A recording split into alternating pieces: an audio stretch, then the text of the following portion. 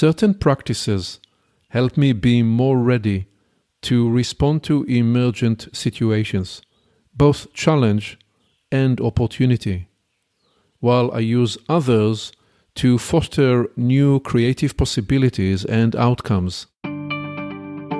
Welcome to Create New Futures, thought-provoking conversations with leaders, experts, and interesting minds. Join us as we explore ideas and reflect on practices that you can use and apply to create and shape the future. With your host, author, and strategy consultant, Aviv Shahar. This is Aviv with a new episode of Create New Futures, and this one is called The 5 Meditations Part 3. In Part 1 and Part 2 of the 5 Meditations, I described 3 meditation techniques. These practices, along with the additional 2 I focus on in this episode, help me thrive in the face of challenge and enable me to explore the edge of the human capacity to perceive and actualize possibilities.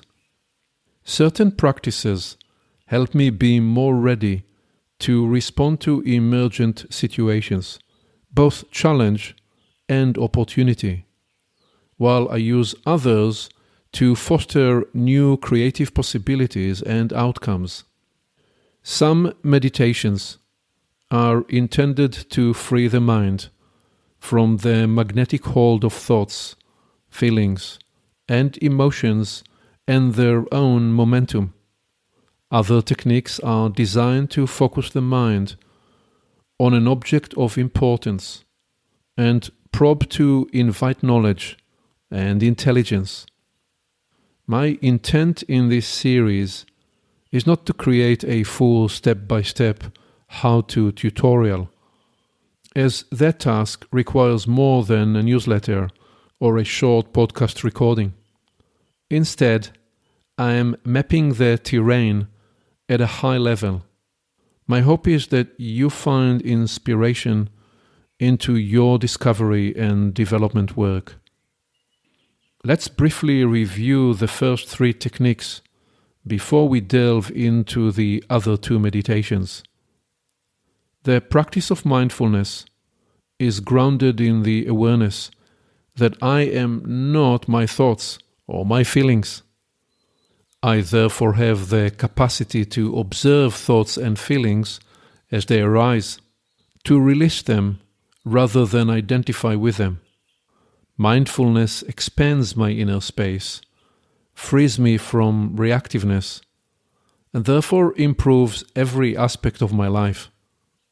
As with every practice, it takes time to build your endurance, capacity, and ease. The second practice of interior printing is visualizing an inner state of how I intend to feel, so I can cause that state to happen in my body. Internal visualization enables me to win long-distance running championships, accelerate healing, and catalyze courage, resilience, and vitality by meditatively 3D printing the desired state experience inside.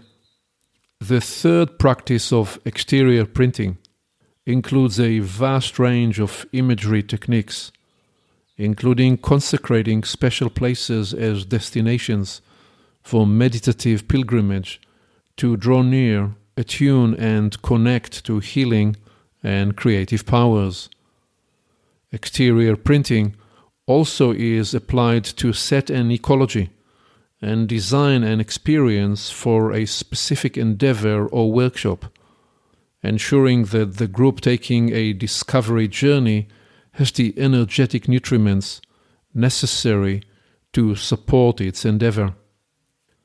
To conform and harmonize with your nature, these and other practices and modalities must be adapted to your situation and needs. In my case, I spent my entire adult life pursuing the frontiers of transformative possibilities. The central inquiry that guided my work with executive teams was how do you produce a high-functioning team capable of achieving breakthrough results? To answer this question and enable the unique and differentiated results enjoyed by the clients we serve, I have used the techniques I describe here. While I rarely disclose to clients that there was more to our work than what meets the eye in the workshop, many of them have felt or intuited that our collaborative work was enhanced and supported by a focused inquiry and energized care and attention. Let's explore then the fourth and the fifth techniques I use. They enable me to stay grounded while I create my own peak experiences and those for the leadership teams I help. The fourth practice, abiding prayer.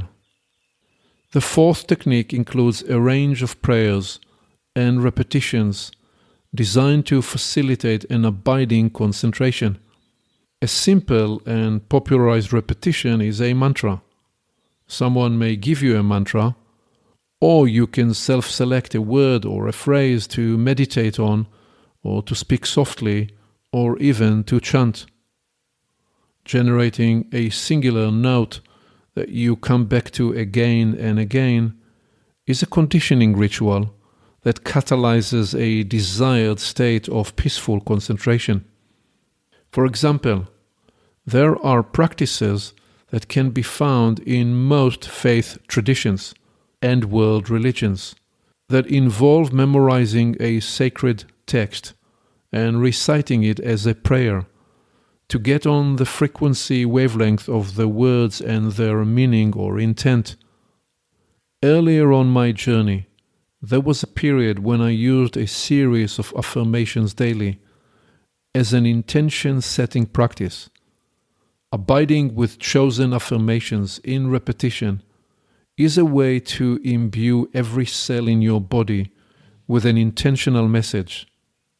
I spoke the affirmations at variety of speeds and intonations, sitting at rest or walking or dancing, all with the awareness that for the desired message to spread throughout my system, each part needs to receive it in its own speed and nature. The validity of the self-inquiry, am I one with my intentions, is that it takes time and practice to effectively reach with a clear, determined intention every part of you, including the subconscious mind. An important awareness in the practice of repetition is to exercise compassionate self-care and avoid a judging or self-punishing preoccupation. The affirmations and repetitions described here are forms of self-prayer. Of course, there are many other prayer forms, including a recited text, a reading of an invocation, and an emergent spontaneous petition. As I described in the interior printing technique, prayers can be said while restfully sitting or while engaging in activities such as walking, jogging, swimming, and even dancing.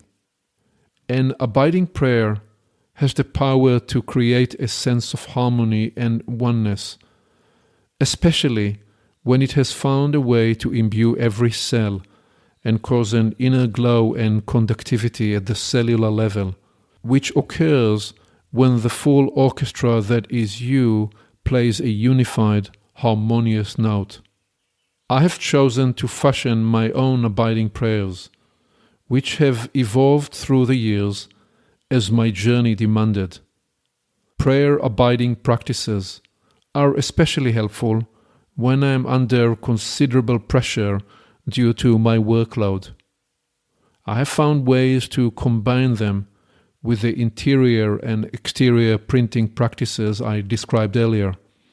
I find greater comfort and reassurance in such techniques and the structures of thought they facilitate. Over time, these repetitive practices build a huge reservoir of power. One caveat is that abiding prayer cannot be said on autopilot. To be vibrantly alive and not monotonously boring, these prayers require that I be present if I wish to find fresh angles, novel ways, and a revitalized energy. A good place to begin your practice is to develop your own self-fashioned prayer and the power words that will anchor it, just as I have done for myself. The fifth practice is contemplative inquiry. Of the many techniques I have practiced over the last 45 years, this fifth meditation has been most central to my work. There are many kinds of contemplative and inquiry practices that differ from the meditative techniques I described. Rather than catalyzing a particular state and/or experience, they are open-ended. There are many kinds of contemplative and inquiry practices that differ from the meditative techniques I described. Rather than catalyzing a particular state and/or experience, they are open-ended, probing for new intelligence, appreciation, and insight. Contemplative inquiries are powered by the extraordinary capacity of the mind to travel far beyond one's physical location and to cast a very wide net.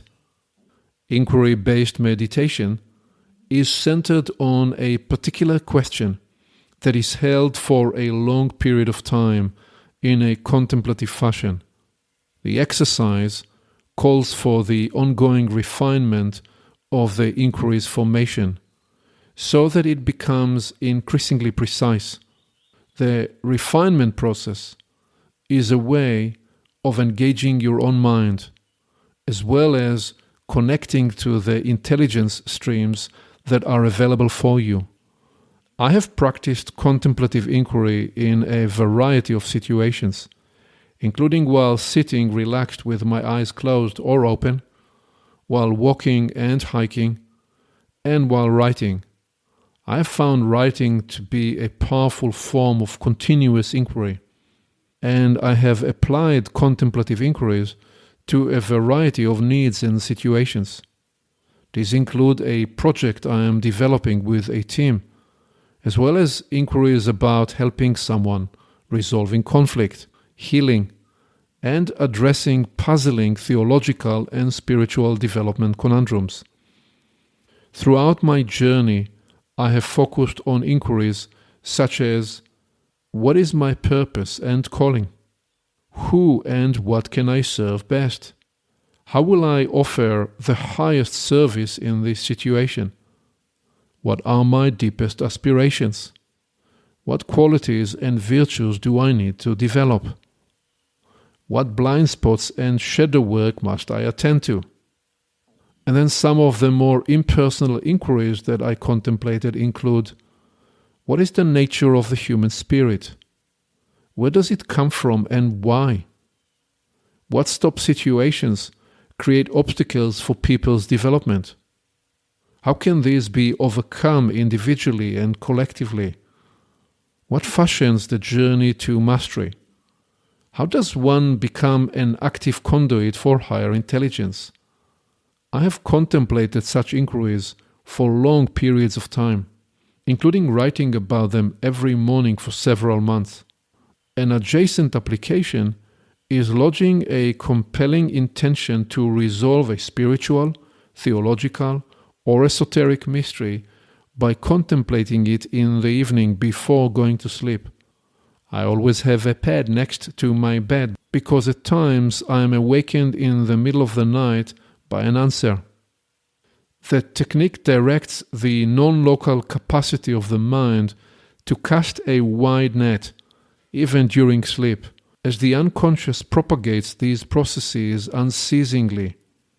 As I studied the most original thinkers in the sciences and the arts who created important innovations and opened groundbreaking horizons of possibilities, I discovered that they all used various forms of contemplative inquiry.